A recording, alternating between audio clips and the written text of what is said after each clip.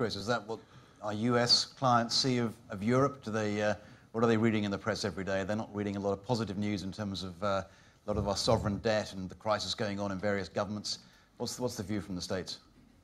I don't think there's a major publication that's printed daily, that there isn't a front page story on what's happening today or yesterday in the Eurozone so much. But it seems to me that there's a view from the States that there's a clash between the politics of it and the capital markets. Yep.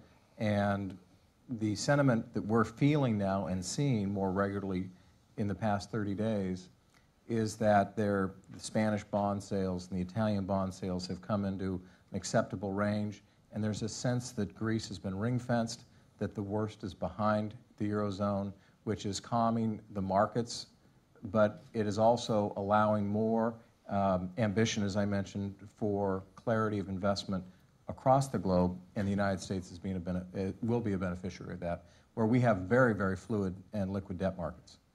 We've got 10-year money that's being quoted at 4% by balance sheet lenders. We've got 5-year money, again, within reasonable LTVs, that's got a 3.5 to 3.75.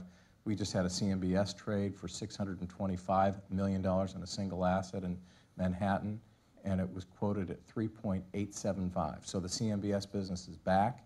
They were quoting wide to stay into the business, but not making deals in the second or the third and fourth quarter. But now you're going to see a bounce up in CMBS. So there's a lot of liquidity in the market, but it's still within acceptable loan-to-value ratios that make people comfortable. I mean, for me, I think that's the biggest difference between US and Europe. It's the debt market.